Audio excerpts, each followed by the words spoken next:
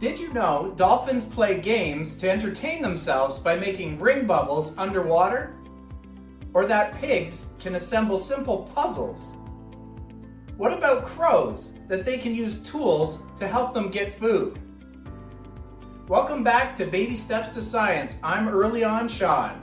Intelligent animals have been able to solve problems by asking the questions, what will work? Something that sets humans apart from other intelligent animals is that we often ask the question, how is this possible?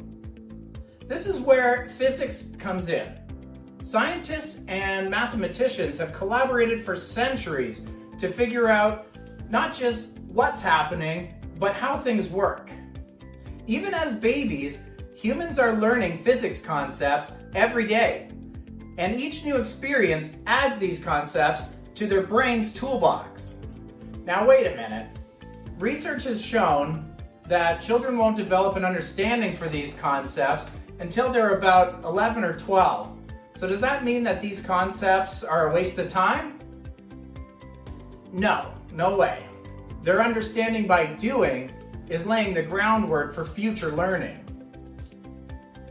Now clearly this concept from their toolbox will make no sense for a child in the early years, so we can reach into this toolbox instead.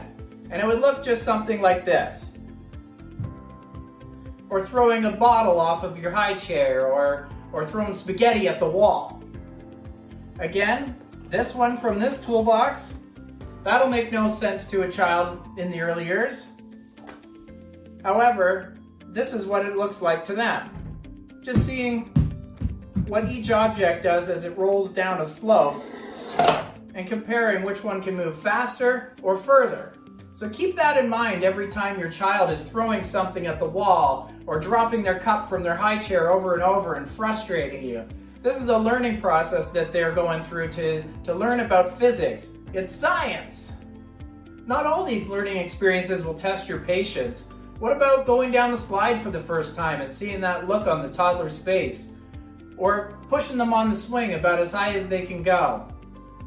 They are always learning, and how can you support this learning?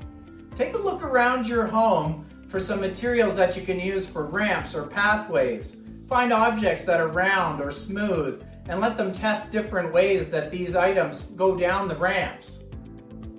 Try leaving a designated space so you can come back to that space and add to these items or take them away, and then continue this learning by asking open-ended questions, and mostly asking, how is that happening? Cooperation is your main tool for encouraging this learning. Instead of doing things for them, how about create challenges? Like, let's see if you can make the ball change directions. Or let's make it knock something over. Use I wonder statements and give them time to think about it. Sometimes it takes them a little bit of time to capture their thoughts. Repetition is very important for their learning. Asking them, how did you do that? Will foster their own attention to their details. Remember to encourage their outrageous ideas, even if you know the outcome. Because remember, even if they're right or they're wrong, they're still learning. And who knows, maybe your collaborative play will help them someday understand what this means.